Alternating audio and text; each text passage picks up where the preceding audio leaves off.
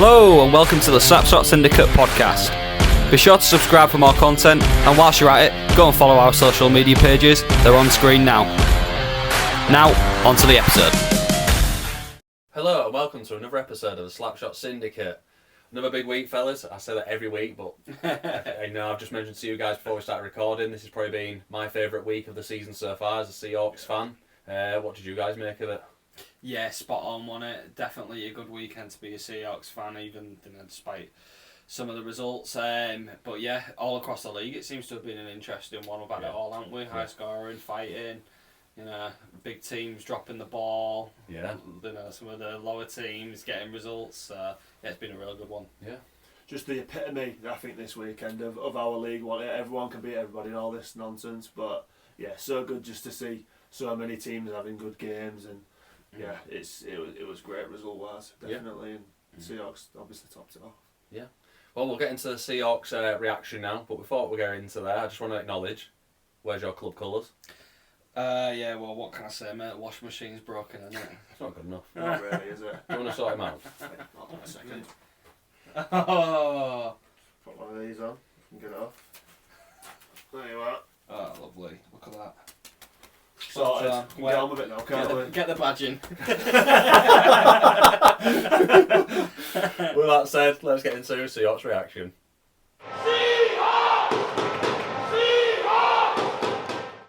So fellas, let's get into the Seahawks reaction. As we briefly mentioned in our intro, a good week this week, despite being on the end of a win and a loss. But overall, a real forward-thinking, great energy performance over the full weekend, which was nice to see, and hopefully this is the step in the right direction. Yeah, coming into this weekend, they want, fair to say, they want a lot of confidence, but there was quite a bit of hope. Yeah. Obviously, the teams that we've played this weekend, you'd sort of assume that we weren't going to come away with anything, just because Milton Keynes Lightning for the name, and then Sheffield, their current form, they're a very good team. So. Yeah. Obviously, it was going to be a really difficult one, but one that I'm quite proud of, really. Yeah, so. Absolutely. So Saturday we travelled to Milton Keynes Lightning, and we took a big road win, 3-1 winners on the night. What did you make of the game? Obviously, we all watched it on the live stream. Yeah, well, first and foremost, we got a bit of a surprise, didn't we, at the start of the live stream? I was just sat there, sort of scrolling, waiting for it to start, because obviously it was all intro, and I just did some Slapshot Syndicate, and I was like, hang on, what was that? What was that? And I think I put a message into you. I was like, clocked it straight away. Did they just mention our name there? Yeah. Our pod.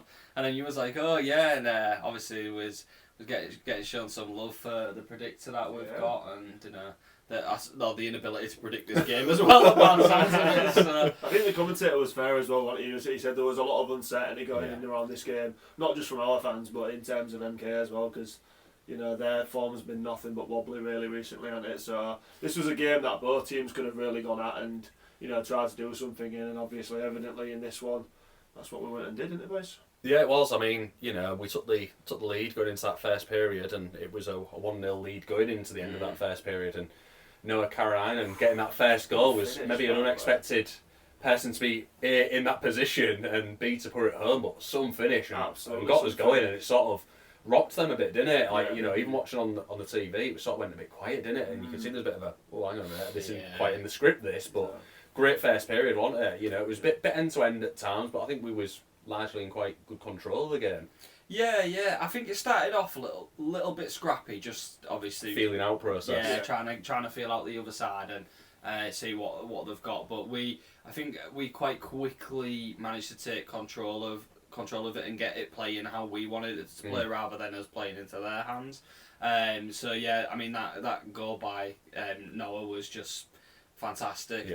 So hats off to him. He's been a good performer recently. In fact, all weekend I would say he's stood out. So yeah, 3-1, like you say, as it wasn't in the script for MK, and to be honest with you, they didn't look like scoring really all game. But saying that, they did have a lot of shots. We just had John McLaughlin in the net, who I was going to say for fight. You might as well be putting bricks in the goal at the minute. Yeah. No, I know it might be a bit of an overestimation, but genuinely he's on some top form, isn't he? Yeah, he is. Yeah.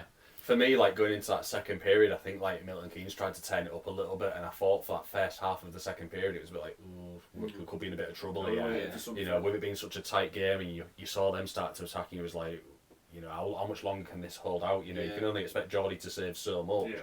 But then I think the defining factor of the game was that major penalty against Grinnell Park. You know, that charging call. Yeah. Really Ethan silly Hare one got splattered, didn't he, against the wall? It was a bit of a naughty one, really, didn't it? You know, but massive turning point in the game, full stop. Because you know we went on that 5-minute power play there, and we sort of got up for a bit more like, oh, hang on a minute, lads, we've got a real opportunity here, and we did. We got that power play goal to put us, 2 up. Definitely. Yeah, absolutely. It was a bit of a naughty one, that, to be honest with you, but it was good to see sort of like the fire from our lads as it happened. You know, they weren't having it, and he almost lost it for Milton Keynes in Grinnell Park, really. It's a real silly one to give away, that one. Especially at that point in the game. How much it changed when the they game. were starting to get more physical. You can get teams trying to like muscle the way into games, but to splat Ethan when there was nothing on, was there? Like it was just for me, it was a really silly one to give away. And I think when you're Svek and Sobs and Johnny on the ice, and you look at that's just happened, you're looking at each other as if to be like, well, this is our way in. A chance, I think personally, they was doing that because they wanted us to start playing a physical game to see if they could drag us down.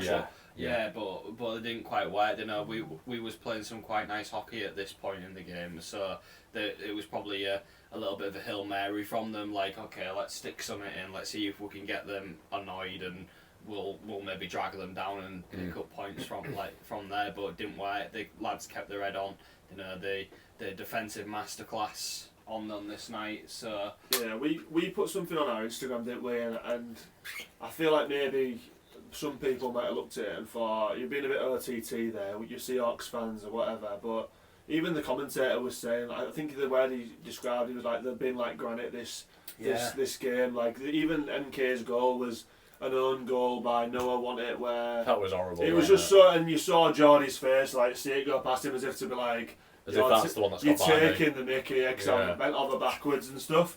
But actually, the fact that goal went in probably took a little bit of pressure off Geordie to then keep the shutout and, let's just make our tunnel focus be on the win now. But like you say, other than that, they couldn't break us down. And, you could say, they didn't have Sean Norris and Malik Martelli, but other than that, there was pretty much there, weren't they? They weren't playing two lines of... Yeah, exactly. So it wasn't like, oh, we had every single person available, they didn't. Like, I've seen a lot of stuff, and some other people saying stuff like, oh, we've been beaten by a poor Hull team. Like, give credit where it's due, because we went to MK and did something that not a lot of teams have done this season. No. Maybe Sheffield.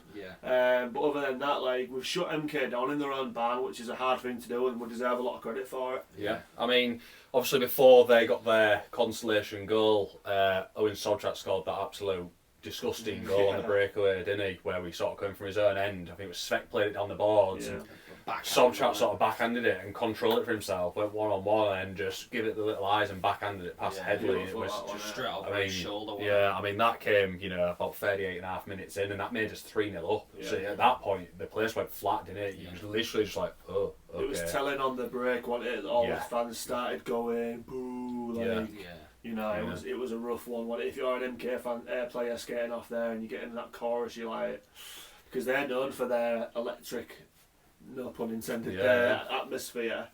But when it seems to, like, from the outside looking in, obviously tell us if we're wrong, but it seems like their fan base is quick to be like, if you're not cutting the cheese, I'm going to tell you about it. Yeah. Well, that kind of goes on to another point. So I watched, Tim Wallace's interview afterwards, and he was very much saying, like, if you're not cut out to wear the shirt because it's great pride to wear the shirt, then almost sling it. And I kind of like that from me. You both know my attitude, and that's very much me as well. Yeah, I think that was the right thing to say. He said they should be honoured to play for this team. Yeah, absolutely. And there's some people. He want speaking hypothetically. He was like, there's some people in there that aren't, and that'll get sorted out. And I was like, fair. I believe him. He's gonna go and rattle cement. He was like, I shouldn't have to be going in at every break and screaming at him to play hockey. Like, you can imagine it as well, can't you? Like, and even the sort of added animosity, I suppose, of like both of these fan bases, forums have been blowing up recently. Some unhappy people, And this game was really should have been MK's for the taking, being in their home. The home team, yeah. But I think they've just added fuel to the fire for them in the sense that if you win any games, win your home ice. So yeah, all in all, good night for us. Good night for us. Obviously. Yeah, I mean the bigger picture for me is like first period lost 1-0, second period lost 2-0, you're 3-0 down going into the third. For a team that's struggling at the minute, to then think you need 4 unanswered going into that third period, you must almost be thinking like, this ain't going to be done. You must already be resigned to the fact that you're going to lose the game. Definitely. And like you say, when you're in that position, you wouldn't have doubted. You no. wouldn't have written them off to come They're back a from that. different vessel this year, aren't they? It's strange to see, isn't it? It's interesting watching it. Still on our predictors each week, and it might change tonight because of that. Yeah, we're still all going like, MK at home, but is the tide changing? Yeah, I mean, 2,200 people there.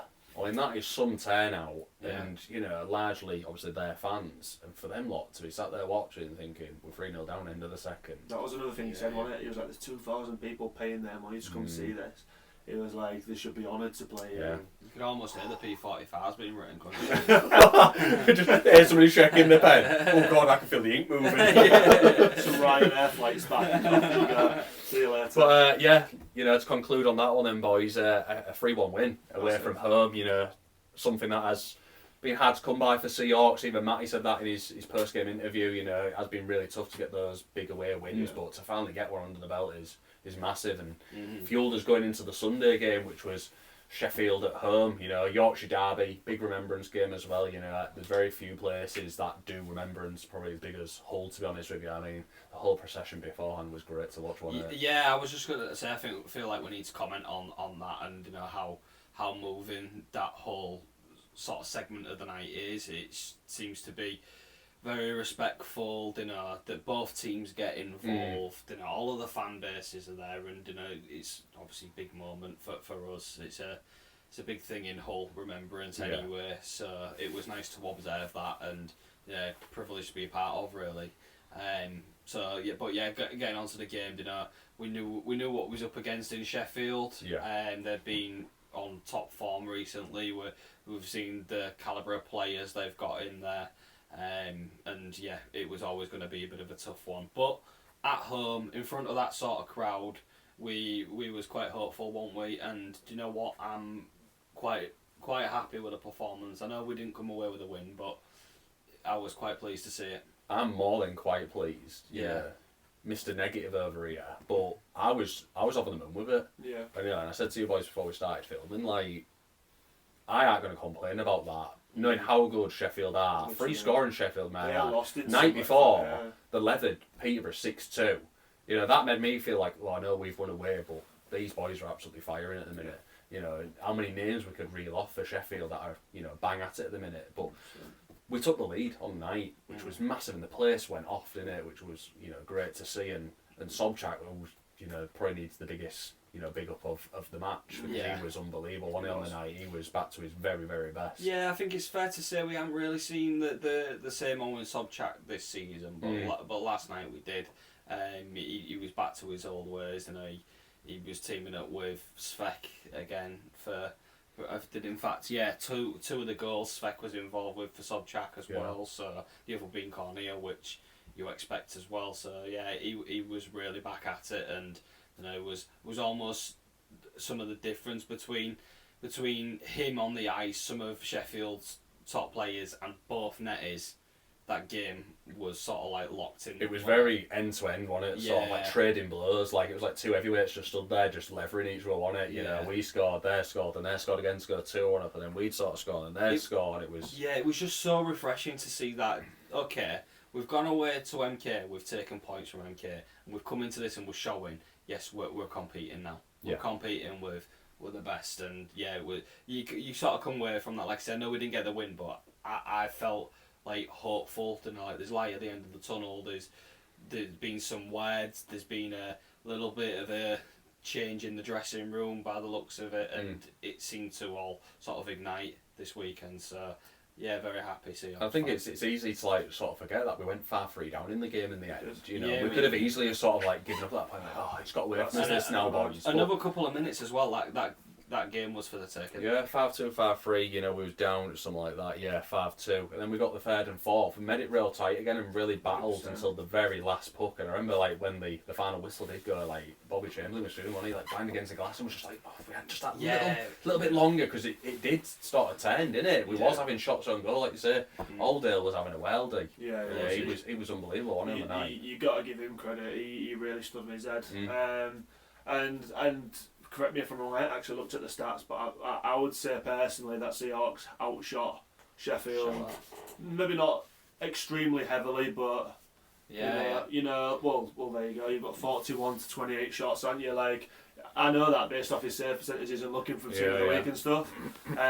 He's had a really, really good game, and at 21 years old for Alldale, it looks like he's got a really positive future in the game, doesn't he? Like, I think obviously he had CJ Garcia and the pantomime villain ahead of him, didn't he? And Liam Steele, who's just stepped off the plane for GB, would, you know, they've got a really steady defence there. So for the fact that we've, you know, kept in it all the way through the game, put 4 past them, you know, there's no shame in that. I know that a lot of people in the rink and the team and Matty will have wanted that 4-point weekend for sure. Absolutely, and that's what you're always chasing as a Seahawks fan and player and coach and owner or whatever. But they've got to also appreciate that these are a team that are really firing, and there's no shame in 5-4 a loss to these. If you'd have took 2 points before the weekend, there might have been a few people that had probably took that against MK and Sheffield and probably would have put it the other way around. So but do you know what? Like, obviously coming away with a loss is always disappointing, but coming away with a loss in that sort of fashion isn't that disappointing. No. I would be, happy is the wrong word, but I would be okay with losing most games. At least the effort was there. You can see the lads genuinely wanted it. Yeah, it was just so intense. Like you said, you know, they fought right to the end, and whether it was just, you know, it's a turning point for us, whether it was the crowd, mixture of both, I don't know, but something seemed to be there, didn't it? Maybe Big Brock upstairs watching the game. Yeah, or walking over from the train station with us. People said though there's going to be a Brock bounce. We've had a few messages this week saying, are you expecting a Brock bounce? And I was thinking in my head, like, what do people mean by that? Obviously I knew what they meant, but I thought, well, yeah, he's signing, that's fantastic. But we don't have it this weekend, you know. But at the same time, it's probably give the 4 imports a bit of a bounce to say, actually, I need to keep my spot here, so I need to be performing. And you know, evidently all 4 of them, they'll had a really good weekend again this weekend. Brock's going to be on the ice all the way through. I was going to say, Matt, he said that, didn't he? He's like, he's going to be pretty much the mainstay on the ice. He wants a full week of training with Brock, who obviously ain't going to be working and stuff. He's just going to be at every session, which is going to be great. And then like next weekend, it's game time, innit? Who steps in, who steps out? Like for most of the teams in the league, you know, they don't have that issue. They just know which place. So if you're an import, there might be that room to sort of be a bit complacent and sort of be like, well, I know I'm going to play this week because they're paying me this money. Whereas I don't know whether, I've never looked at it in the sense of having 5 imports because that's always just been an MK thing. And it's easy to say, oh, they're throwing money at it or whatever. But is it a luxury? Like not many people looked into it. Is it a luxury having 5 imports and adjusting your team to the game? You're not looking towards the future then, because you've got 5 and you think, well, there's always next year and the year after.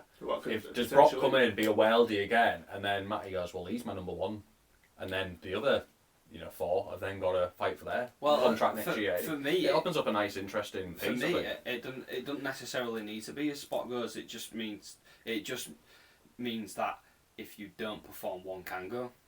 Whereas now, when it was 4 and 4 imports, you need 4 imports. Yeah. So you're like, okay, if you're not performing, well, it's going to go take time to try and find something. Now you've got 5. If someone's not performing, you can always be like, well, let's be honest. Or an injury. I just think performance, but you know, an import is an injury long term. Yeah, that's true. We've obviously seen that with Leeds, where you know Matt had to go due to a big injury. If you've already got somebody lying in wait, you can almost not let that guy go because you've got somebody to fill the boot straight away. That's true. It's a different sort of look at it, isn't it? Really? Yeah, no, that's true. And again, it doesn't have to. Like a lot of people have again been like, well, which one's getting sacked? Like it don't have to be about that, does it? Like, you know, if you've got a game where you really feel right, we need some goals in this game. realistically it's not going to happen. You might say, right, we'll leave Brock on the bench and we'll save him for tomorrow when we've got Leeds, and really try and go for it tonight. Like there's so many ways you could look at it. It might be a luxury, but what's to say next year, like the import increases again, you get 5 and. We've already got our 5 imports, that's quality. Like, they've already played with each other exactly, in this past season. It's interesting, you're almost future-proofing yourself, aren't you? We've not really had that much time to think about it, but it's a really interesting thing to look at, an avenue to look down, isn't it? I just think you're, in a healthy way, injecting that urgency into to all of your imports as well, because the competition is good, but it's also that possibility of look, you are here as an import, this is going to be your full-time job here, but let's not misconstrue the fact that if we don't need you, we have the room to be able to let someone go, and it just gives them the sort of the energy, maybe the need to perform week in, week out. And don't get me wrong, the odd slumps, alright, expected. No one can perform 100% at 100% of the time. No, but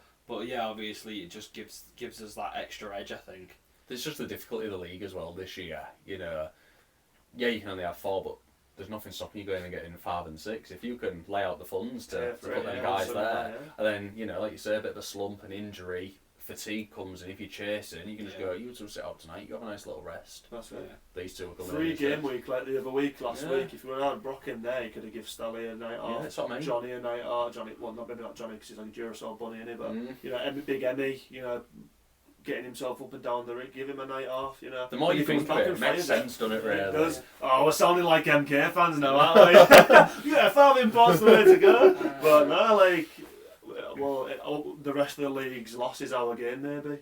Time will tell, but so far so good, I think. Like I said, this has been, my standout weekend of the season so far. I loved it. Yeah, I agree. Watching the game Saturday and then being there on the Sunday. The event itself, the remembrance, as we said, but the game was great to watch. I loved it. And like I say, I can't take much negative away from getting beat. Thing to say, really. Not to that mob, definitely not. No. So my only last thing for you both then is obviously Matty was having his interview upstairs, and we noticed about 7 or 8 Sheffield players upstairs having a watch along. That was a bit of a weird one, wasn't it? And then the rest, wasn't it? What did you make of that one? Well, we obviously never really seen it. There won't be any allusion to the fact that we caught up with Walker Summer, and the background story behind that, and I don't mind saying it, is during the summer we tried getting an interview with every single player from every single team. Every team was sound, and a player from every team was sound. We just couldn't tie up a Sheffield interview this summer, and for whatever reason that's just what the reason was. Despite that, before we'd contacted Sheffield, we spoke to Walker Summer, and Summer was like bang up for it. He was like, yeah, really up for it, boys, like the stuff, thanks for following, I'd be more than happy to help you out. He then pointed us in the direction to go. Oh, here's the email, email them. And I was like, this is great, he's really on board here. Sent the email, sent the questions, and again, just wasn't to be. Again, that's fine, but then he messaged us again, you heard anything back, boys? That, off his own back, and I thought, he's a really nice, sound guy, and then from then we've just stayed in contact, haven't we? And even last night, after Matty and Brock's interview, we was like, right, we're going to slip out now and, leave the signing situation. He came in, didn't we? And we sort of saw someone go, here, and fucking, he onto us, he was like, no, them boys. But to see all those players, and it was interesting, wasn't it? And Walker obviously told us that, he was like, oh, I've just put the hat on the bus, because obviously with him being a friend of the pod, we give him a hat. He was like, I've just put a hat on the bus, but we've all come up here for a beer, so I don't know whether it's whoever gets man of the match gets the beers in, or import. CJ Garcia looked like he was one of that, didn't he? And Av and Bjorkley Nordstrom, so I don't know if they was the ones getting the beers in, but there was all having a bit of a beer, catching up, and you saw quite good to see though, isn't it? It was actually, it was quite, and it was very respectful when Matty was talking. Yeah, there was, and talking to some Val fans as well. Yeah, definitely, and and some of the players, didn't we? They had a lot of time for people, didn't they? Yeah, we had a couple of our lads who was talking to him, weren't they? And I thought it was quite. I'd like to see more of that. Really, it was quite cool, wasn't it? But especially with the sort of rivalry, not rivalry, but the thoughts going into the match, and without naming names, we obviously know we're talking about there. But it was just nice to see everybody up and just chatting and stuff. It was cool, wasn't it? Yeah. Overall, then, boys, great weekend. Yeah. On the way to even better. We hope. more points. We said it was on a hard stretch, didn't we? But I think, like, with the signs that we've got here now, you know, we should be looking forward to the rest of it. Yeah, we'll always look forward, will we? Yeah, absolutely. Definitely. That wraps up Seahawks reaction. So now we'll have a look at the results from this weekend just gone, fellas. You know, I think we've alluded it to a couple of times. Bit of a few weird results this weekend. Plenty of goals there. Bit of scrapping here and there. We saw some interesting bits and bobs, didn't we? Mm-hmm. But should we just dive into it then? Yeah, let's go. So starting with 8th of November, which was the Saturday. First game was Swindon Wildcats and Telford Tigers. Swindon taking this one 4-3. Yeah, tight game this one, wasn't it, by the looks of it. And obviously it was at the Link as well, so it was always going to be tougher for Telford to go there. But yeah, honestly, I think we probably predicted this one being a close one anyway, to be honest. I'll be interested to know actually how we predicted this, because I'm sure we'd have all gone similar. We was all very close on this one, I think. Yeah. It wouldn't surprise me if somebody's got this. Yeah, as a result, same. to be honest. Honestly, it's one of those where I think we all did go with a goal in it. Yeah, sort of a clash of the top few teams this one. So nice little story with this one as well. Swindon didn't have Reddy Mar, did they? No, Because they he was didn't. away with GB, and young Ben Clark Leach was in goal, number 18 years old. I know I said number 18 then. And he also, boys, got a point, didn't he? Yeah, he did. Yeah. Got a point for a shot. Like, mega that. But I know that Swindon in this game went pretty trigger-happy, and I'm sure they went about 3-0 up, 4-0 up, or maybe 4-1 in the first period. I'm sure it was like 3-0 at the end of the period, and they were flying. They were like happy days. And a few Telford fans were a bit like, what's going on here? And then it seems that they decided to sort of maybe sit behind the puck a little bit. And obviously Telford came back into it, and you know, we spoke to one or two of the boys from Telford, and they said like maybe should have won that one, and you know, but obviously the keeper got man of the match. He's had a good night for himself there, and there's a little bit of urgency I think from both of these teams at the moment, but more so on Swindon's side, because I think it's harder in some respects to be the one that's chased than be the Especially one that's Leeds chased. behind you as well. Well, Sheffield. oh, Sheffield you are wait till really- the table, yeah. boys. It's been a bit of a mix. Sheffield are really biting at their heels now, so there was some urgency there, and obviously Swindon last year, if you remember, they started getting on a proper run, and then all of a sudden had a bit of a dip. Well, and we was started the dropping fourth places. horse, weren't we, chasing them, and we Yeah. couldn't seem to close that gap. No, So definitely you don't really want to be going down the same route. If you're at the top, you want to try and stay at the top. And you know, we've said the team that's top come Christmas normally is a team that go on to win it. Talking historically, obviously, because this season's in no way the same as any other season. But luckily for Swindon, they come away with this one 4-3. Yeah, real close game, and I think we all, like you say, as we really called this one quite close. It'll be interesting to see how we've done in our predicts on that one. Basingstoke Bison at home to the Bristol Pitbulls. Basingstoke taking it 3-2. continue to make their home ground a bit of a fortress, don't they? They beat MK last week, now they're beating Bristol, and Bristol are no pushovers. I know they had the start that they wanted maybe, but you know, they've still got some pretty good big They've had a hitters couple there, of scalps though, haven't they? As Yeah. we've noticed in the past few weeks. But you can't take that away from the Bison. Like, it's another big result at home, and especially when you're a team just fresh back in the league, you need to make your home a fortress and just go get what points you can on the road, and you've done that really well here. It's that thing in it of like you play what's in front of you. It doesn't matter what team it is. Like for us, we talk about theory of like, are you theoretically Bison might win this, or theoretically MK will win here. But you play what's in front of you, and that's what Basingstoke seem to be doing at the minute. Yeah, they're period to period. going to any team, and they're just playing it each period as it comes, and they're grinding out some results with that. So fair play to them. Yeah, love that. To be fair, you know, you just love a good story, don't you? Basingstoke Bison, obviously the story of the season. Now they're starting to get a few wins, and it's great to see. Milton Keynes Lightning hosted Hull Seahawks. Seahawks taking it 3-1, as we've already covered. Great result for Seahawks. Sheffield Steel Dogs hosting the Peterborough Phantoms. Sheffield's taking this one 6-2. Peterborough got a bit of a drum in here, haven't they? Yeah, some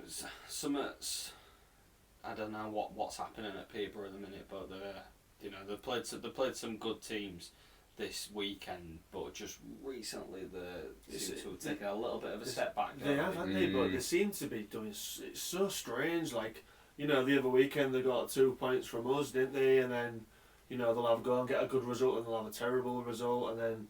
And let's put it under let's not be under any illusions here, boys. Sheffield are a really tidy outfit at the minute. Yeah, they're a hot team at the minute, aren't they? You know, Peterborough also got some players who are really firing at the minute with Yanni and Cam, and you know, people, and obviously Luke Ferrara and people like that. So yeah, really, I didn't expect this 6-2. I didn't expect it to be as high scoring as that. No. Yeah. But the Steel Dogs are obviously, you know, doing that as well. You know, they're trying to make their home rink sort of a fortress and get the points, and that's what a good team that chasing the league will do, isn't it? The thing is, I think Sheffield have the capabilities to do this to any team at the minute in the league, including the ones at the top. Swindon. Yeah. If they play how they want to play, then they really can. They can take these games by the scruff of the neck and get the results. It's an interesting one. Yeah, something about Peterborough. They're just maybe not on it. I'm sure they'll come good again.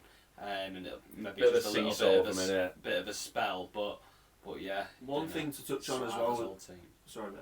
One thing to touch on with these as well, as is what you said before the podcast started, and Sheffield's team seem to have so many layers to them. Where if Walker Summer doesn't have a good game, then Berg Endinov will have a good game, and if Berg Endinov doesn't have a good game, Bjorklund Awesome will have a good game, and it'll go on and on and on and on. And you know, they just seem to have so many of those players where they can just like, oh, you know, you can have an off game. So we say off game, they'll probably still get 1 or 2 points, like, but you know, they've just got so many layers to them at the moment. And if the forwards aren't in it, then CJ Garcia will score 2 goals or something like. You know, they've just got points everywhere, so they're really excited. It must be really fun to play in that team at the minute. Yeah, absolutely. The final game on the Saturday then, fellas, Solway Sharks hosted the Romford Raiders, part of a double header. Romford taking this one 5-4 in a shootout, but that's not the story of the game though, is it? Because I think I mentioned to you boys at the home game Sunday, I said, did you see what actually happened at that game? So Romford was like 4-1 up, 5-1 up, or whatever it was, and then they got 41 minutes in penalties. And Solway pulled out 4 power play goals to pull it right back. Our mate Sean. I mean, that is an absolute madness, isn't it? He was the one who got 5. He got 5. Did he get like 5+ a game or something like that? Like, I don't actually know what's happened. No, I'd love to know what actually what's happened. If anyone does have the information, maybe looking at the Solway fans here, for those watching, but please give us the goss. Yeah, like, imagine being that comfortable and something's just snapped. None of them didn't play on the Sunday. That's a big play to lose that, innit? But like at that scoreline, like what's happened there to trigger that off? That's what I mean. It's a real weird one, that, but fair play for Solway for sticking at it and coming up clutch with that point, power plays. They seem every time they have a home game to at least take 1 point, which is what you need to do. Yeah. Especially with them having like quite a long away start to the season and stuff like that. Like they're really like making the most of the games. At least now they're picking up the points. That's it. And you almost say like this was one half of a weekend game, really, can't you? Because they had the double header in Solway, so you know whatever happened on the Saturday night was going to boil over into the Sunday night, and we've seen it when they played Swindon. Was it last week before, where they had the double header against Swindon, didn't they? And you called what they would do, you know, miraculously, and I think they got 3 out of 4 points that weekend. So they're playing these double headers at home, and I tell you what, they're making it really tough. Really tough. So we'll move on to the Sunday games, 9th of November. Bristol Pitbulls hosted the Telford Tigers, and the Tigers taking this one 5-4 in overtime. Interesting, this as well. I think it's a big one for Telford because they've had a couple of wobbly ones lately. To finally get one over the line is massively needed. You'd be disappointed if you was Bristol and you'd scored 4 and lost, wouldn't you? I mean, they took probably a big point here. Yeah. But you know, I think they'll have had their eyes on Basingstoke and then probably got a slap on the wrist after not getting points there. And, you know, maybe gone at the Telford Tigers, but fair play to Telford. They've got some absolute quality in their ranks, haven't they? So obviously that's shone through. Solway Sharks again with the Romford Raiders, but very different game this time. Solway taking it 4-1. Yeah, they've stamped their authority in this one. Yeah. And I really like to see it, to be honest. No illusions here. I quite like the Solway Sharks, and I do want them to do well because of the circumstances and stuff like that. We've obviously got players in the team that we chat to quite often, but yeah, you know, they had a couple of bits and bobs against them this week. I don't want to say this for concrete, but I don't think Bolts was playing on the Sunday. You know, they had a couple of bits and bobs where, you know, that might have you know, maybe had a step away from them. But on the flip side, Romford have not had Sean Miller, and they've probably thought, you know what, boys, we've got a good chance here. Let's go at them. And 4-1 is it's a massive result, that, isn't it? It's been a good game, this, because Mm. obviously, like you say, missing both of those big players for the teams, it almost evens it back out again. Definitely, doesn't it? yeah. So, Well, big game, Boessa though. yeah. Hattie. Yeah, living up to the name, wasn't he? He came in Yeah. clutch. Yeah, definitely. Right then, fellas. Next one, probably the result of the weekend, in my opinion. And I just want to, Yeah. big clap for this one. Leeds Knights hosting the Basingstoke Bison. Basingstoke winning 3-2 in overtime. 4-point weekend for the Bison. Unreal, that. And one That of the is things class. that you see the video with Moggy was like 1, 2, 3, 4-point weekend. I was like, that was mega. That. Yeah, but- Our mate got the OT goal as Yeah. well, didn't he? Steady. Yeah. Wow. Love that. Yeah, And that, class. you know, it's good to see him like enjoying it and getting that first Oh, 4-pointer. They'll be loving it at the moment, won't they, them lot? Yeah. And yeah, a massive 4-point At the weekend. Castle. For them. At the Castle. No riot. No. No riot. Absolutely unbelievable. This was one, and I don't want to speak disrespectfully to Bison, but I think in our predicts last week would have been like 6-1, 6-2, 5-1, you know, like straight with the away. role Like, that Leeds have been. counting them out, like, see in Yeah. a bit or whatever, but an absolute massive result. That might, yeah, you might be right there. Might be a result of the weekend. I that. think it was. Definitely, in overtime. And Leeds obviously getting a point out of it, which isn't too bad, but with the situation heating up with Sheffield and Swindon, Yeah. they might have been a bit disappointed with that one. I didn't actually catch all these interview this weekend, so I don't know what he said. No, I haven't either. Mm. Hull Seahawks hosting the Sheffield Steel Dogs, as we've mentioned. Steel Dogs taking it 5-4. You know, another big win for Sheffield. You know, not going to disregard them. Class again. Yeah. Just got the job done. But also big credit to Seahawks getting a hard fought. Yeah, very close well game. contested game. Yeah, This one, absolutely. And then the final fixture, Peterborough Phantoms hosting the Milton Keynes Lightning, and MK taking it 5-4. And so, a must win. yeah, after a bit of maybe slapped arse on Ah, the Saturday night after losing yeah. to Seahawks. At Peterborough Can as well, imagine which Tim is going. which is notoriously probably the hardest rink to go to in the league. You know, you'd maybe say that there was almost written off for this game, you know. But yeah, Well, they've come in and. Should we talk about what happened 1 second in as well? Oh yeah, I know. Well, again. You showed us this, didn't you? You was like, Yeah, you've yeah. seen this. Yeah. Just drop the gloves. I think there was 2 fights. Salisbury and simultaneously. Spanifor, wasn't it? Yeah, and he'd said to him, didn't he? He said to Salisbury, he was like, "Come on, Salisbury, let's yeah. get this off." Salisbury and Gretton, wasn't Yeah. it? Archie Salisbury. Yeah, I said to He him, was drop, like- drop your lid then, let's do it proper, and he didn't want to know, and I was a bit, nah, bad form that. Bad form. When we saw it with Hodge the other week, Yeah. let's was- have these I off. don't want to say classy because fighting's not really classy, is it? But there's that mutual respect. Yeah. It's, where it's you're like walking into the Coliseum. and let's it, not like, mash our hands up and One of us have a is- couple of yeah. weeks off. We've We're all gonna got have a- work on Monday. yeah. Like, let's just do it. And he was like, "Fuck." And then for him to actually like win the fight as well. Jumped, but, just yeah. screamed onto him. Also, a bit of a cheeky one when they was on the floor Yeah. as well. I don't know whether Dops will have a look at that, but maybe not. Probably but not. Probably yeah, it was one Yeah, second. in One our- second in. In our opinion, if someone takes their helmet off and you don't, you lost the fight before it even started. So it's a fair call. But I mean, we've never. You're getting a message. I don't give a crap. What did you say? Yeah, Oh, imagine. sorry, mate, keep your helmet on. We don't know what Salisbury looks like No. under that helmet. He might have a Bearbury contract or something. This is the money maker. Yeah. But, No, but or yeah. on the flip side, it might be that ugly. You don't want it. God. Man, It's see a what was joke. that? It's a joke. Oh dear. Well, that sort of like wraps up the fixtures then, boys. We'll move on before you start causing any more trouble, and we'll have a look at the standings.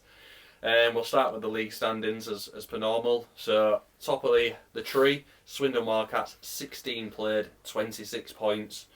Second place, we have a new team in second this week, fellas, and it is the Sheffield Steel Dogs, 17 played, 25 points. Third place is Leeds Knights, 16 played, 23 points. Telford Tigers in fourth, 16 played, 19 points.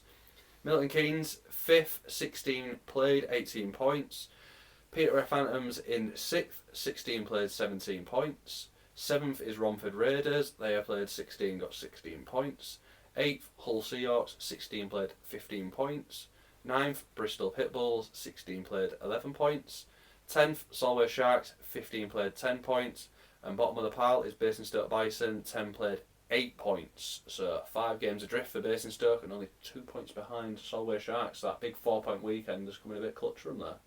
Yeah, it's going to be an interesting one how that plays out when they make up the games, but also just an observation, Sheffield playing one more than Leeds and Telford, but if Leeds win that game, they'll be dead on level on points. It's a lot of ifs, though, isn't it? You know what I mean? Yeah. But that's to me, that's almost Sheffield playing the cards and being like, it's your call now, boys. You've got to win that game in hand, and be that added bit of pressure. Well, this is why I sort of mentioned about them Friday games to Walker when we was talking to him last night, because Sheffield have been having a lot of these Friday games, and they'll maybe play like Friday and Saturday, and then they can almost have their feet up on the Sunday and like, right, we've done our bit, let's see what happens around us. It's really interesting to take that, instead of always chasing like, oh, they've won, we've got to win now. Yeah. If you're it's always out of there. Yeah, if you set the trend at the beginning of the weekend, I think it's a bit of a better way to go, personally. Yeah.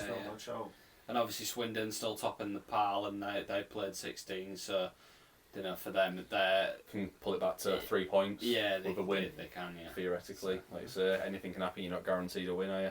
Okay, so we'll go into the cup then. So currently the cup standings: first place Sheffield Steel Dogs, 8 played, 12 points. Second place Swindon Wildcats, 8 played, 12 points. Third place is Milton Keynes Lightning, 9 played, 11 points. Telford Tigers in 4th, 9 played, 11 points. Leeds Knights in 5th, 8 played, 10 points. Peterborough Phantoms in 6th, 7 played, 9 points. Hull Seahawks in 7th, 9 played, 9 points. Romford Raiders in 8th, 7 played, 8 points. Bristol Pitbulls in 9th, 8 played, 7 points. Solway Sharks in 10th, 7 played, 6 points. And the Basingstoke Bison in 11th, 6 played, 2 points.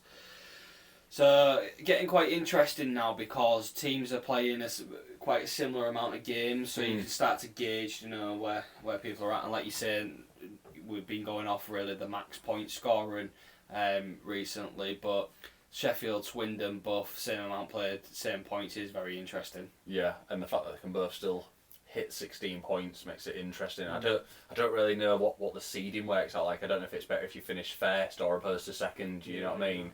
It could work out better if you're first. Do you play fourth? If that's the case, then you'd want to have that top spot, wouldn't you? Yeah. Which would be quite an interesting draw. Should it come round? I think providing that Sheffield and Swindon aren't playing any of those teams in the top maybe 5, you could almost maybe say that they've got their places now. Whether that might be first, second, third, or fourth. But that pack from 3rd to 5th is really, even 6th, really interesting to see who's going to make those last 2 spots. Yeah, absolutely. Be interesting to see if it is Sheffield and Swindon against each other for those last 2 games. Can you imagine that? See who will top the tree in that. Be a really interesting game to watch that one, wouldn't it? Yeah. So like you said, it's sort of coming to a close now, that sort of group stage there of the cup, and we're starting to see who's going to be thereabouts. Anybody you two would like to see in there in that sort of final 4 spots, and who would you root for? Weirdly, I'm actually got my eyes on Leeds here. Oh yeah. Well, they've played 8 games, so obviously they've got 10 points, but they can score 14 points in the cup run, so they're not out of it without a shadow of a doubt. So it'll be interesting to see what they do, because I think this is going to be a bit of a must for Leeds to make the cup. And once they make that, then game by game. Yeah, absolutely. Rossy? I think in terms of for the actual club, I won't necessarily say I want this club to win the cup. But I think you've got to have eyes on Sheffield there. Yeah, I think with the current vein of form that they're in, it will be a massive step for their project. And I think for individual people that obviously we know in the team, then of course you maybe want them to win if we can't. But in the same breath for Swindon as well, they're sort of taking that step forward now and like, right, this is the season where we need to do something. And it might not be what they want, but if they was to pick up the cup and maybe not the league, at least they would still have that in the trophy cabinet. I don't know. They probably wouldn't want to settle for that, would they? No, I think for me it's interesting because you've still got Milton Keynes in there. Peterborough can still make that last 4, even Telford, teams who have sort of having a bit of a rocky period or sloping off a little bit, but they get to that last 4 there, and I think all of a sudden they think, oh, we can change our season here. We've had a bit of a downtime. Like Milton Keynes go get that last 4 there and then potentially get to the final, and then if they won it, is it still as bad of a season? You know, your league form's been a bit iffy. You haven't looked as good, but you've won a cup. Yeah. You know, it can massively change someone's True, season. yeah. If you win a really? cup and get to the playoffs like at Coventry, then you've had a good season. Haven't you? Yeah. And despite, because let's be honest as well, we all say this obviously the longevity of a season is massive, but when it comes to Coventry, it's 2 double headers. Well, it's not. Yeah. It's 1 double header and a final. Yeah. Anybody can win that. When it comes to the cup, it's double headers. You don't have to be top of the league, but you can be bottom of the league. It's whoever's the best on those 2 nights. It's really interesting. Well, that'll wrap up then. Looking at the results there, fellas, and the standings, and we'll move into our team of the week. Let's do it.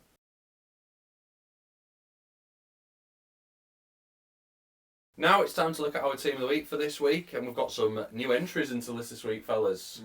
Some real good performances there all round. I think could have been a few people picked for this one, couldn't they? You know, Basingstoke getting their 4-point weekend, Sheffield also getting their 4-point weekend. You know, it's made it a bit of an interesting one, didn't it, this week? Yeah, we're having a tough time calling this season. Whereas I think last season we had quite a few obvious standouts. Some kept rolling, didn't they? Yeah. But this week it is literally week by week, and that's what I love about it. Yeah. So we'll start off then straight away. Netminder, Sheffield Steel Dogs, Alex Uldale. You know, he's been class, hasn't he? Yeah. I've actually seen him in person on Sunday. You know, and we saw him in the bar, didn't we, briefly, when he took a picture with us and Walker, and we were just like, he was taking the piss a bit against us there. Some of the saves he made was an absolute joke, but 4-point weekend for Steel Dogs, and, you know, as you mentioned to me before, Andy, he's been sort of like interchanged with Crow a bit, hasn't he? And, you know, now he's sort of got back-to-back games and played class in both of them. Save percentage of 90.95 over the weekend, which is really good. 65 shots faced and conceded 6. And got man of the match on Sunday against Hull. Yeah, he really was, wasn't he? Yeah. Yeah, definitely. We've already spoke about this on and off. That he seemed to be a bit like the difference towards the end, didn't he? Because we was firing shots, and yeah, any other netminder we could have come over a point, and he shut us out for that. Yeah. So fair enough. Okay, so our next player in team of the week is a defenceman from the Basingstoke Bison, and it's Titan Cathcart. It was obviously part of that D-Cord that only conceded 4 goals overall, which was the lowest of all teams, I believe, in the league this weekend. And that was versus Bristol and Leeds. So he also assisted in the 3-2 win versus Bristol and scored in the 3-2 win over Leeds. And obviously he's only 21 years old, so he's establishing himself in the league. But he's a really important player at the moment at Bison after his move to the Beast. So I think it's great to see, you know, another young guy. Obviously, we mentioned T. Jansen last week. Yeah. Another young guy who's sort of like, you know, making a real statement for themselves. Yeah, you know, so yeah. it's great to see another young guy there and playing great, and to get a goal against Leeds is always good for a young guy, and it really put that one on. Yeah, on your future of resume. this league's looking bright in it with some of these young guns. some real good Paul people. Reed as well. Good and Brit he's- guys. Yeah, like all guys that we can utilise as part of. Fair play to Ty as well. Yeah. He's always been quite cool with us on the pod, hasn't he? So, Yeah. it was nice to get him in this week. Yeah. Moving on then to our other defenceman, and we're going north of the border to Solway, and we are going to go this week for Olivier Arsenault. He helped the Sharks to a massive 3-point weekend again at the Shark Tank. He assisted Solway's last 2 regulation goals to help them to overtime, which obviously earned them a point.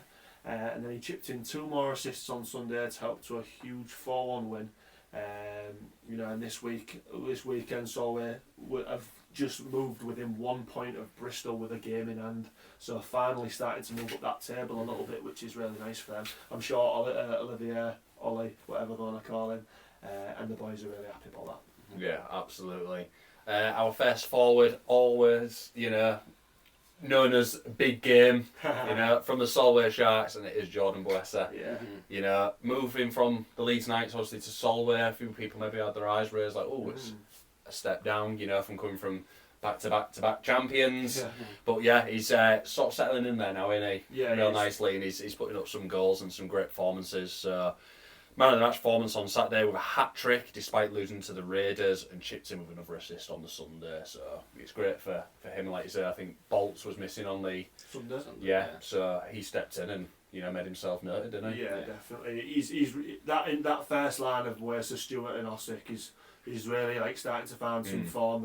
All three of them are putting some points up, and yeah, it was a big opportunity for Boyce. I wanted, for him to go to Solway and not make something of himself, because he's already established himself as a very good player in this league. But fair play to him for not staying at Leeds and saying, "No, I want more game time. I want more penalty special team minutes, and I want to be killing penalties. I want to be doing this and that, the other. I want to be scoring goals." So absolutely fair play to big game Boyce, boys. Yeah.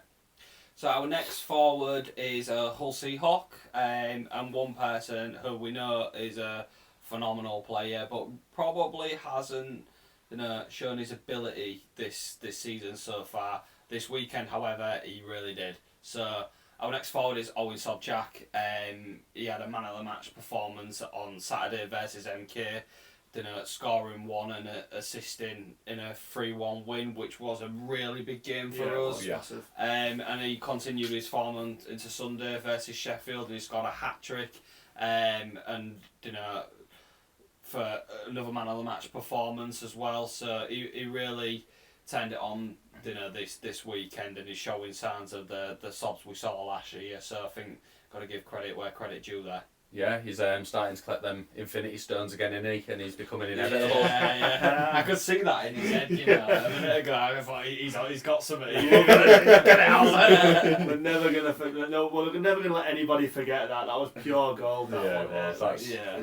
That I remember listening to that. Was that against Milton Keynes or something last year? It was against the Bees, wasn't it? When the commentator mentioned it, I was like, I am keeping that. He is inevitable. He's so Jack. Mega. So good. Alright, and then we're going to stick with the theme of the team of the week this week.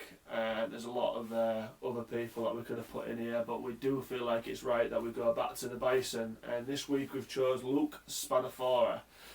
He played a big part in Basingstoke's first 4-point weekend of the season, which is massive for them. Scored 2 and got an assist in the 3-2 home win against the Pitbulls. So really took the leadership there on you boys, and then he also assisted the game to take the game to overtime against Leeds, which obviously they went on to win. So Basingstoke weren't exactly firing on all cylinders in terms of goals this week, but I do think when they have been scoring, Spanafora has been quite a big part of that. So absolutely fair play to him, and again a new member to team of the week, which is always nice, isn't it, boys? Yeah, I mean for me, I think I've been saying for a few weeks now, but there are no mugs this Basingstoke side, and it's proving it when they can go to Leeds and win. 1,000%. And it just shows you they're not mugs. Definitely. And they will give you a game. If you think you're going to go in there and say, "Oh, Basingstoke again," we'll breeze over these.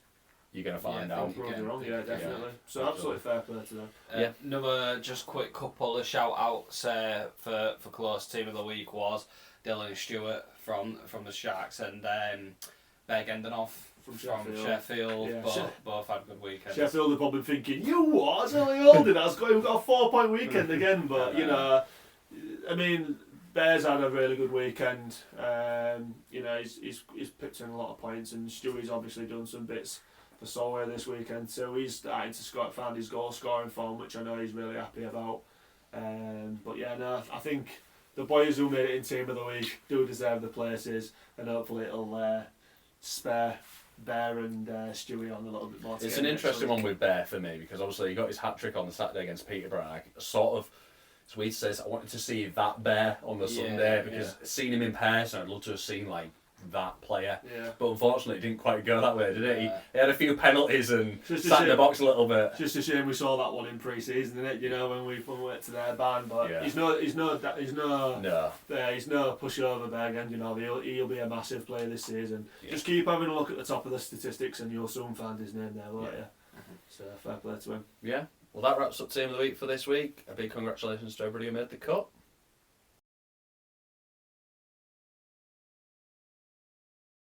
And now it's our favourite part of the episode, as always, lads. Everybody's sort of getting behind this a bit more now, week by week. It's going to be our predictions for the upcoming games next weekend. But first of all, time to review our performance of the past week.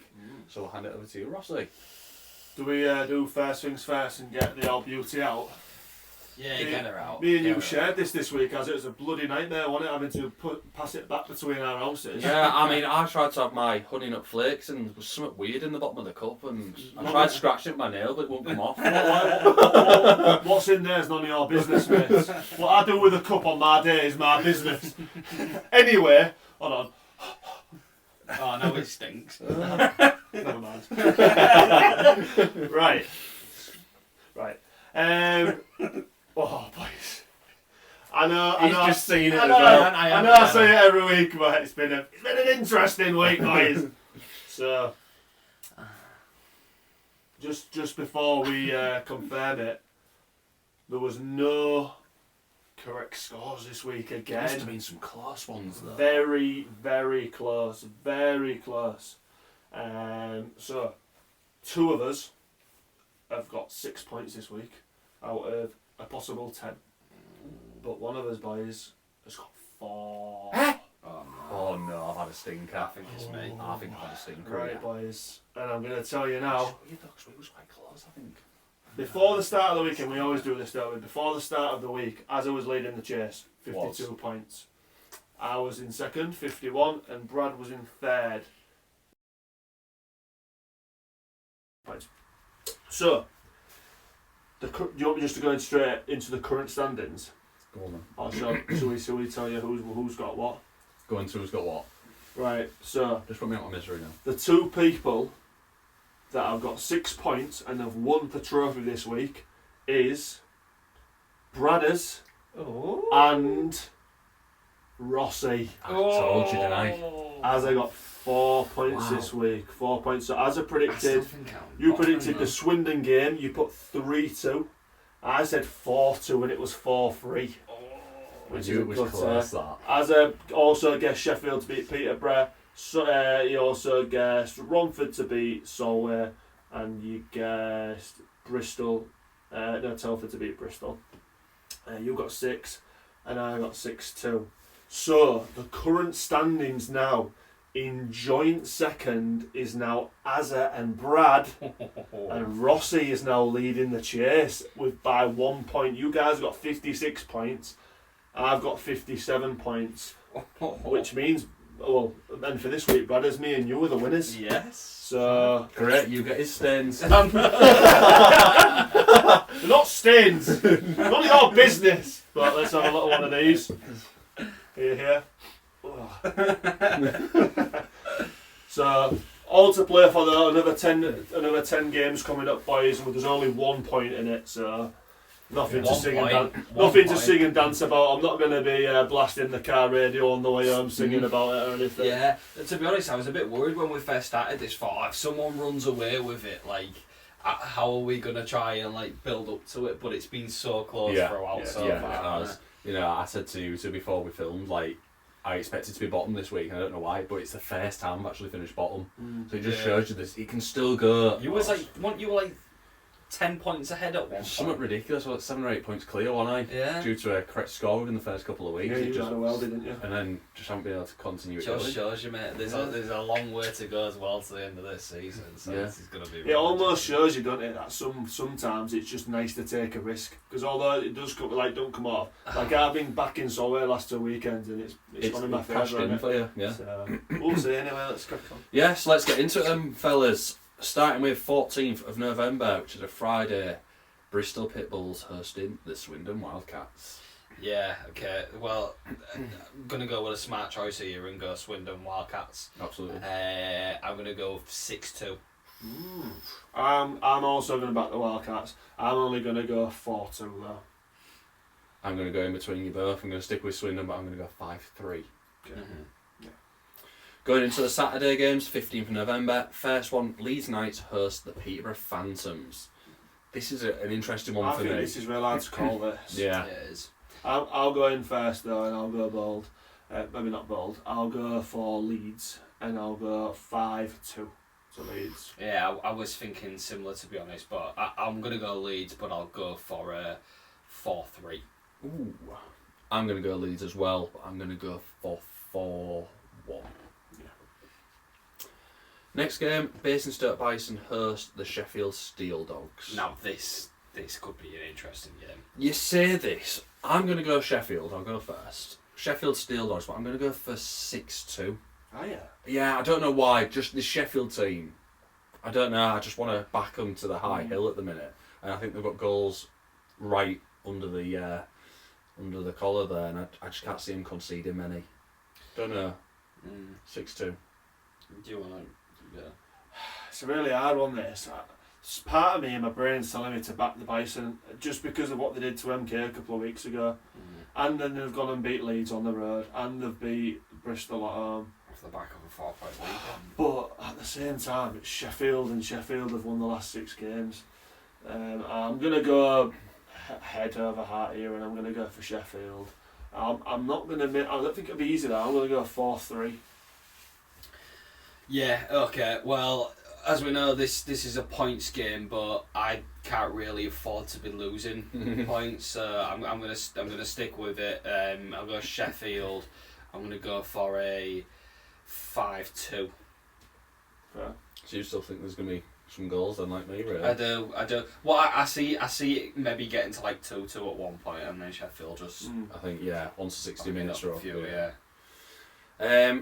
Next game, Milton Keynes Lightning host Romford Raiders, and I think this one is also a tough one to call, if I'm honest. Like, Milton Keynes at home, we've said that, but they just seem real shaky at the moment. And Romford, I don't know, a weird one, like you say, they had that bit of a collapse in that first game against Solway, but still saw it through in overtime, but then got beat by Solway the next night.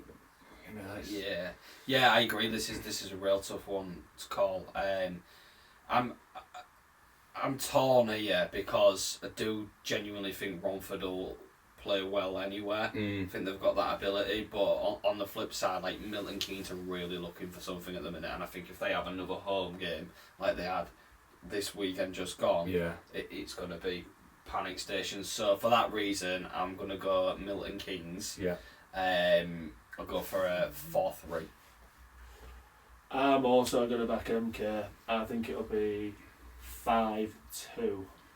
I think Romford will benefit from the short trip, but I think they literally came out fighting last night, and I think there must have been some words said by Tim Wallace as if to be like, if I see any of you lot perform like that again, then you're off. Yeah. And it sent a vicious message, and I just think the other said, the next time you're out in front of that rink, you better play like your life depends on it. Yeah. And they've got to, haven't they? And unfortunately for Romford, I think that they're going to be facing that MK. Yeah. What did you say? I went for 4-3. 4-3. 4-3. Well, I'm going to go similar. I'm going to go Milton Keynes. There's a part of me that was thinking to go for Romford here, much like I yourself, was it for, again just to try and claw some. There is scope more for it. points, There is scope for it. There is, but I think it's. You're probably going to go for the same thing. It's just hard to. I do agree with what you said there. I think Tim Wallace is probably, give him a bit of a clipper on the logo. Yeah. And I can just see, like, we get on with it now. Yeah. We're not messing about anymore. I'm going to go for a 4-2 Milton Keynes on this one. Solway Sharks hosting the Bristol Pitbulls. This one's a tough one again to call, in my opinion. Yeah, it could be. Obviously, I don't know why Bolts missed Sunday, but I don't know what the situation is there, and he's obviously going to be a key part to this sort of game. So it's a tough one because with Bolts at the back, I don't think Bristol will get as many chances as they would like. I'm going to back Solway here. I'm going to back Solway in a 3-1. I looked down the list quickly when we was first chatting, and this is one that put out to me. I think that Solway are going to win, and I think it's going to be a decent win for them. I think it's going to set them up for a nice weekend maybe. I think they'll win 5-1. I'm going to go out there and I'm going to. I mean, they did it this weekend against the Raiders, didn't they? Why not? Yeah. I was really torn. I'm going to go Sharks myself, but I'm going to go for a 3-2. Yeah, it is quite tight usually, isn't it? But yeah. I think they'll have that hope that they can kick on with the goals, but yeah, interesting one. And the final fixture on the Saturday, Telford Tigers host the Hull Seahawks.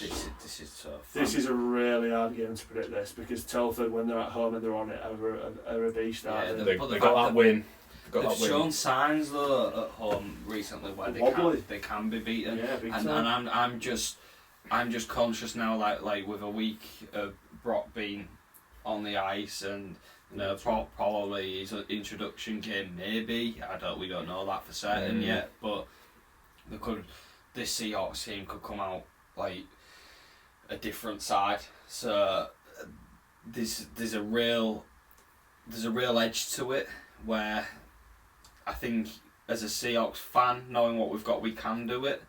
But I'm gonna back Telford at home in a very, very narrow win, 4-3. Maybe even an overtime. That's what you're saying, Az. I'm going to go Seahawks. Yeah, I can understand why.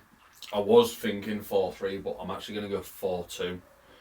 And it is just going to be something like an empty netter, I think, at the end. That splits it 2 goals. Other than that, I can only see it being a 1-goal game. But Seahawks 4-2. I'm going to also back the Seahawks, but I don't think it'll be a resounding one. It might be something similar to MK this weekend, you know. Maybe go 3-1. 3-1. Yeah, tough game. Yeah. I'd be more than happy to be wrong on that. You know what, in though? fairness. You might have picked up a point there, to be fair, mate, because Yeah, Telford at home, they have those nights, don't they, where they are just a different beast and they just click it and it just goes. So. It's gonna be a tough. You could watch that. Yeah, one of my favourite sayings is Royal Marines get in, get out, and I think that's got to be Seahawks this weekend. Get in, get the job done, get out, get back on that bus and get out of there as quick as possible. You know, don't stay in the jungle. No, you get out of that jungle and you get back into the nest. Yeah.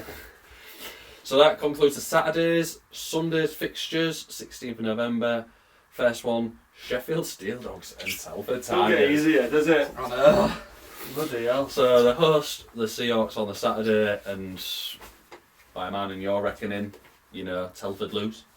They go into this game and they go to Sheffield. So they stay in Yorkshire, so they potentially stay over local if they wanted to. You don't have to go all the way home. Could get on the bus with the Seahawks on the way back. Come join us. You probably would do it this one, surely, instead of going from Telford to Hull and then. No, it's Telford. not. It's not at Hull. No, it's from the jungle. Sorry. Like I say, they could always jump on our bus though while we Telford. mop up some What, tears. drop them off? Oh, it's alright, we'll drop you off.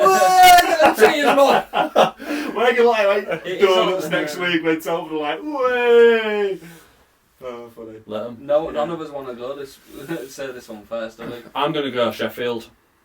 I honestly am, and I'm going to go for 5-3.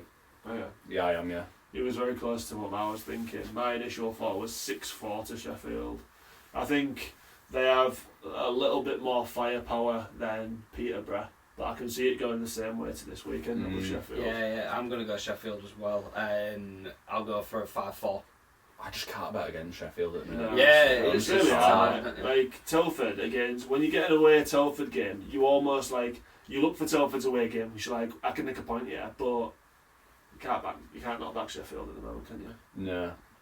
No. Romford Raiders host the Solway Sharks. Yeah, I'm going to go for Romford on this one. Just being at their gaff. Go for a 5-2. What do you think, Azza? I'm actually going to go Solway. Oh, yeah. Yeah, I am, yeah. I'm going to go for 3-1. Yeah. Don't know why, there's a part of me that was literally wanting to join you. I don't know, just initial thoughts, I was like, it's Raiders that. And just something in my mind was just like, nah, Solway, big away win. Yeah. I don't know, but yeah, 3-1 Solway for me. I did think of going for the Raiders, yeah, but then I've just remembered that they played MK the night before, didn't they? And something in my head is telling me that MK are going to rough them up. I don't know whether they might be licking the wounds. If Solway beat Bristol on Saturday, they might be coming down with a bag full of enthusiasm. So, what the hell, I'll back Solway for another 4-point weekend for the third week in a row. I do think, again, it will be a close one. I'll go 4-3 to Solway. Interesting. Hull Seahawks host the Leeds Knights. Well, I'll go first on this, considering I bet against them, against the Telford game. I'm going to go Seahawks on this one. Obviously, we've got a bit of experience playing Leeds at home and away, and at home, I think we make it quite tough for them. So I'm going to go for a 6-3. Nice. I'm also going to go Seahawks, which means I'm putting them down for a 4-point weekend. Yeah. I just want to add 4-2. Yeah. I'm thinking like Brock's I back. think I've literally gone 4-2 back-to-back games here, but... Brock's back. I don't know whether he's going to play on Saturday, but if he doesn't play on Saturday, it almost definitely will. I'm still on thinking Sunday. about Brownie not playing. Oh, Knight's been down to 16 players again, as they have been, I was going to back Leeds for try and nick a point here as well, but the points you're making are really... You two up in your big traps, didn't you? Nah, to be fair, it is a points game. This is one that I'd been more than happy to lose top spot or a point for, but just on the off whim or on the chance that Leeds do win, I'll go 4-3 to Leeds. Be an interesting one to watch that on Sunday. I'm looking forward to it. Yeah, I can't wait for it. Peterborough Phantoms host the Basingstoke Bison. So, I'm going to back Basingstoke to beat Peterborough. I actually was going to do the same. Yeah. And I think you was as well, weren't you? Yeah. I just think Basingstoke are in better form than Peterborough at the moment. Yeah. 4-2. That's what you're saying. I'm going to go Peterborough. Oh, yeah. I understand why though, because at the end of the day, if I'm wrong and you're right, we're sat joint second. These points. I keep going back to just Peterborough and how many people and players just say, I hate going there. Yeah. It's freezing, this, that, or the other. And Basingstoke have had a tough game the night before against Sheffield, and I just don't know how much they're going to have left in them. Will play a part. Yeah, I'm going to go. Did Peterborough have a game the night before or not? Yeah, they've got Leeds. Bloody hell. Yeah, I'm going to stick with Peterborough, and I'm going to go for my same score, 4-2. It is a tough one to call that. It is. I'm going to go Peterborough. And I'm going to go... You go 4-2? I'll go 4-3. I think it'll be quite a similar one. I don't know whether they might just get over the line. Yeah, it's a really tough one. That you might have picked us for a point there. Yeah, but on the flip side, you've got to mix it up a bit, haven't you? Yeah, you have. And the final fixture then, fellas, Swindon Wildcats hosting the Milton Keynes Lightning. At the Link. Yeah. This is an interesting one. This one is. I'm gonna go Swindon 4-1. Oh yeah, 4-1. Swindon 5-2. Bloody hell! I think they're going to put them to the sword. Yeah, I honestly think there's Swindon they're there for the taking. Oh yeah. MK. Yeah. I was hoping one of you was going to go MK. I'm going to back Swindon as well. I'm going to back 3-1. 3-1 at Swindon. Interesting set of results that, boys. A bit of a shift here, there and everywhere. I think there's about 3 or 4 games where we've I don't know why. I had a real weird feeling. I thought he was just going to come out and just say like 1-0. Yeah, none of us have said 1-0 yet. Can you imagine if you got a 1-0 right? 1-0 win. God, I think I'd double your points on that. The audacity to just say 1-0. It's like predicting a 0-0 fucking draw, innit? 1-0 shooter here. Imagine 1-0 overtime. Grim that. Class. But yeah, honestly, if some of those come out, it just make obviously a nice little twist and turn in the table as well. By all looks of it though, it would still mean that Sheffield probably get a 4-point weekend from most of us, so they would potentially top the table. Yeah. I'd love it if I took top spot this time next week, just so we've all been in first position at once. Yeah, there's plenty of time for that in there. It's going to happen. Well, I think whilst it's as close as it is now as well, like it could just be because we might come to sort of like the latter part of the season where certain teams have just started running with it, so they're going to be really hard to like bet against. Did think that as we were starting there, we all started going for the same team. It was like we need to. And all of a sudden, you had your little Basingstoke one there. We've like picked between Hull and you've got to, want you know, like it's battle for top spot at the end of the day, boys, and it's a what's it international, but it's what was you saying before? We're going national. We're going regional here, boys. They've heard about us down south now. It's a big Brits again. We've got to keep entertaining for the fans. Oh dear. Well, with that said then, fellas, we'll wrap up the episode there. It's been another good one, another enjoyable one, another good laugh. A bit more positive about everything in terms of Seahawks and going forward. It's been good to chat about our past weekend and what's going on in the weekend ahead.